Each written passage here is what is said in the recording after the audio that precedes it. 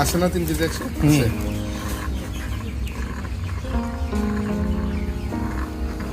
ছেড়ে দেন।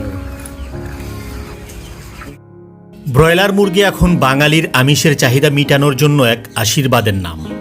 দ্রব্যমূল্যের ঊর্ধ্বগতির কারণে অন্য সব মাংস যখন আমাদের ক্রয় ক্ষমতার বাইরে চলে যাচ্ছে, এই একটি মুরগি আমাদের জীবনে দিয়েছে স্বস্তি। প্রাণীজ আমিষের চাহিদা মেটাতে রাখছে অসামান্য অবদান। ব্যাপক চাহিদার কারণে এই মুরগি পালনের দিকে ঝুঁকছে অনেকেই। অল্প সময়ে অধিক লাভবান হওয়া যায় কথাটি যেমন সত্য, তেমনি এই মুরগি চাষে রয়েছে বেশ কিছু ঝুঁকি। আজকে আমরা ব্রয়লার মুরগি চাষ নিয়ে বিস্তারিত কথা বলবো খামারি মোহাম্মদ জাকির হোসেনের সাথে।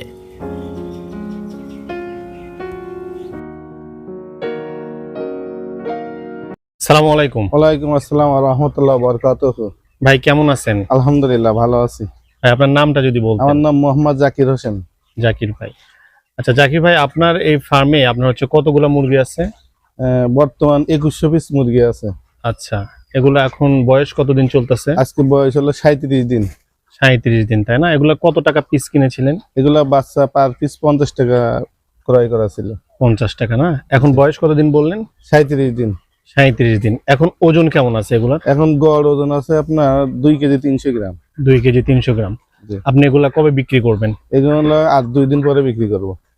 আচ্ছা, বুঝতে পারছি। তো এখন তো আপনার হচ্ছে যেহেতু শীতকাল চলতেছে, তাই না? তো শীতের কালে কি আপনার কোনো বিশেষ ব্যবস্থা নিয়েছেন? হ্যাঁ, শীতকালে একটু খরচ বেশি হয়, একটু তাপ বাড়াইতে হয়, একটু বেশি করে ঢেকে রাখতে হয়, একটু বেশি পরিচর্যা হয়, ওষুধ খরচ বেশি হয়, একটু ক্ষতিও বেশি হয়, মর্টালিটি বেশি হয়। রোগ বালাই শীতে কি মেইনলি কি কি অসুস্থতা দেখা যায়? হ্যাঁ, রোগ বালাই আপনার শীতকালে সাধারণত রানীক্ষেত, গাম্বুরো, এই ঠান্ডার সমস্যা একটু বেশি দেখা দেয় আর কি।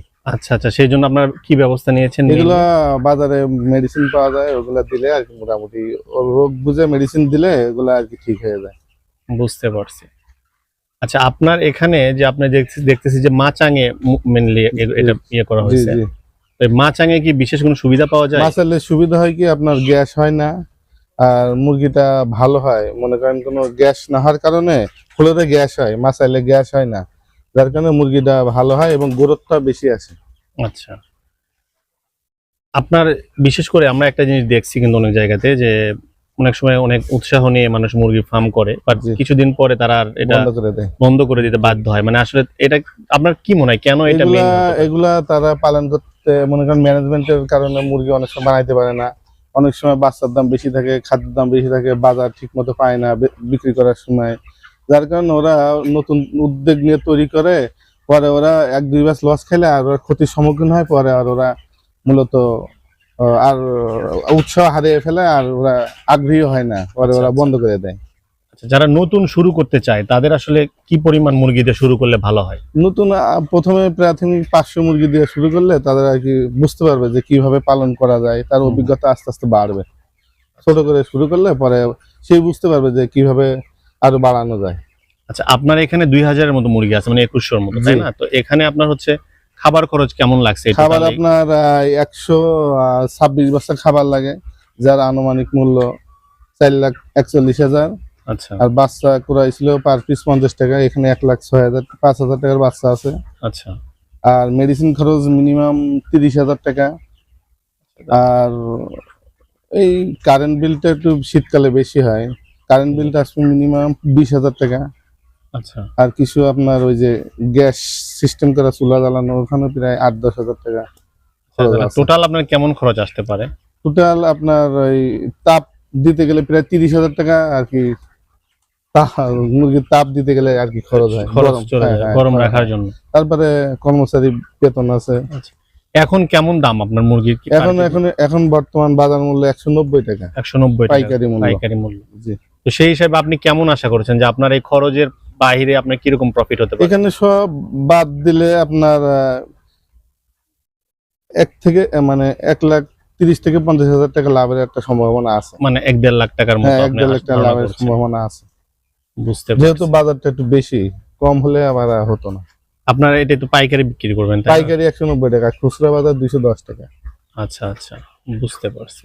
আচ্ছা, খাবারের যে একটা বিষয় আছে সেক্ষেত্রে আপনার হচ্ছে কেমন মানে কোয়ালিটির খাবার খাওয়ানো উচিত? এখানে বাজারে মোটামুটি ভালো কিছু কোম্পানি আছে, যেমন সিপি, নারিশ, কোয়ালিটি, আমান, আস্থা, আচ্ছা, এগুলো আছে। আমি মূলত আস্থা ফিডের ডিলার, আমি মূলত আস্থা ফিড খাওয়াইতেছি খাওয়ান। মুরগিতে। আচ্ছা আচ্ছা। আপনার এই ফার্মে মুরগিগুলোকে আপনি দিনে কতবার খাবার দেন? দিনে আপনার দৈনিক 2 বার খাদ্য দিতে হয় আর 3 বার পানি দিতে হয়। 3 বার পানি দিতে হয়, তাই না? হ্যাঁ। আচ্ছা, তাইলে আপনার যারা নতুন যারা করতে চায়, ফার্মে আসতে চায় বা এই মুরগির সেক্টরে যারা আসতে চায়, তাদের ক্ষেত্রে আপনার পরামর্শ কি থাকবে, মানে খুব সংক্ষেপে যদি বলতেন। আমার পরামর্শ থাকবে তাদের কিছু ট্রেনিং থাকলে ভালো হবে। সরকারি ট্রেনিং আছে, তারপর কিংবা আশেপাশে যারা পালে তাদের থেকে একটু অভিজ্ঞতা নিতে হবে, এবং যারা ফিডের ডিলার আছে তাদের থেকে অভিজ্ঞতা নিয়ে প্রথমে অল্প দিয়ে শুরু করে আস্তে আস্তে তারা বাড়াইতে পারে। যদি সুষ্ঠু ম্যানেজমেন্ট হয় তাহলে মোটামুটি লাভজনক ব্যবসা। আর যদি ম্যানেজমেন্ট যদি ভালো না হয় তাহলে মনে করেন ব্যবসার সফলতা আসবে না।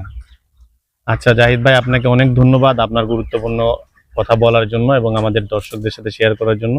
ভালো থাকবেন ভাই, আসসালামু আলাইকুম। ওয়ালাইকুম আসসালাম ওয়া রাহমাতুল্লাহি ওয়া বারাকাতুহু। জাকির ভাই খুব জোর দিয়ে যে কথাটি বলছিলেন সেটা হচ্ছে ম্যানেজমেন্টই মূল, মানে ব্যবস্থাপনা।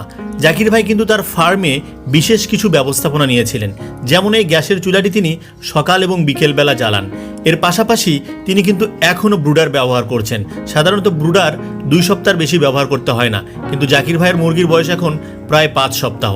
তারপরেও কিন্তু জাকির ভাই ব্রুডারগুলো ইউজ করছেন যেন তার মুরগি উষ্ণ থাকে। এছাড়াও তার ফার্মটিকে তিনি কিন্তু একেবারে পলিথিন দিয়ে ঘিরে রেখেছেন যেন তার ফার্মে কোনো বাতাস ঢুকতে না পারে। প্রিয় দর্শক, আপনারা যদি ব্রয়লার মুরগি চাষে সফল হতে চান তাহলে এই বিষয়গুলো অবশ্যই নজর দিবেন। আজকের মতো এখানেই শেষ করছি। সবাই ভালো থাকবেন, সুস্থ থাকবেন। আল্লাহ হাফেজ।